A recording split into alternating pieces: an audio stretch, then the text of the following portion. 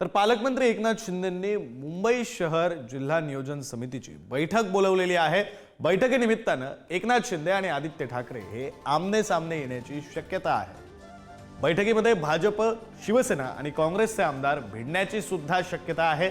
कफ parade इथल्या world trade centre इथं दुपारी 1 वाजता ही बैठक बोलावण्यात आली। प्रतिनिधी सुशांत सावंत आपल्या सोबत आहेत, आपण त्यांच्याशी या संदर्भात बोलूया। सुशांत, खरं तर आदित्य ठाकरे आणि एकनाथ शिंदे हे समोरासमोर येण्याची शक्यता आहे। दोघेही म्हणजे अर्थात एकनाथ शिंदे हे पालकमंत्री आहेत, तर आदित्य ठाकरे हे मुंबई शहर मधले आमदार आहेत, त्यामुळे त्यांनी या बैठकीला उपस्थित राहणं अभिप्रेत असणार आहे, अपेक्षित असणार आहे। आतापर्यंतचा तपशील काय सांगतो? आदित्य ठाकरे बैठकीला येणार आहेत?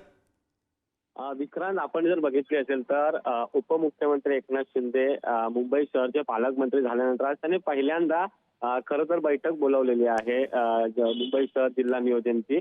आणि अर्थातच आदित्य ठाकरे हे वरळीचे आमदार असल्यामुळे ते या बैठकीला येणं अपेक्षित आहे। ते आज खरं तर बैठकीला आले, तर एकनाथ शिंदे आणि आदित्य ठाकरे पहिल्यांदा बैठकीला आमने सामने सामोरे जाणार आहेत। आता आदित्य ठाकरे नेमक्या काय भूमिका मांडतायत त्या ठिकाणी त्यांच्या मतदारसंघातील हे पाहणं तितकंच महत्त्वाचं ठरणार आहे। कारण आपण आजपर्यंत जर बघितलं असेल तर ज्या ज्या जिल्हा नियोजन समितीच्या बैठका असतात त्या वादळी ठरतात, मात्र आज पहिल्यांदा एकनाथ शिंदे यांच्या समोर आदित्य ठाकरे असणार आहेत। एकनाथ शिंदे पालकमंत्री आहेत तर आदित्य ठाकरे वरळीचे आमदार आहेत, त्यामुळे अर्थातच आदित्य ठाकरे आता जिल्हा नियोजनच्या बैठकीत काय प्रस्ताव मांडतात हे देखील पाहणं तितकंच महत्त्वाचं ठरणार आहे।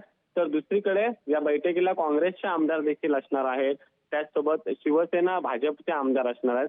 त्यामुळे खरं तर या मुंबई शहर जिल्हा नियोजनची बैठक आहे त्याकडे आता सगळ्यांचं लक्ष लागलंय।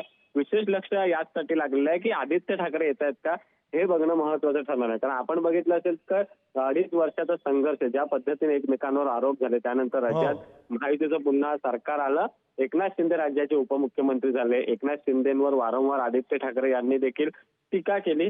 आता त्याच एकनाथ शिंदेच्या समोर आमदार म्हणून आदित्य ठाकरेंना आज बसावं लागणार, त्यामुळे अर्थातच या नियोजन जिल्हा नियोजन समितीच्या बैठकीकडे सगळ्यांचं लक्ष लागलेलं आहे। खरं आहे सुशांत, जर आदित्य ठाकरे या बैठकीला गेले तर ठाकरे आणि शिंदे हे आमने सामने येतील, समोरासमोर येतील।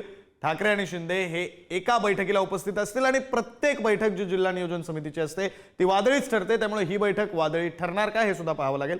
धन्यवाद दिलेल्या या सगळ्या तपशिलासाठी।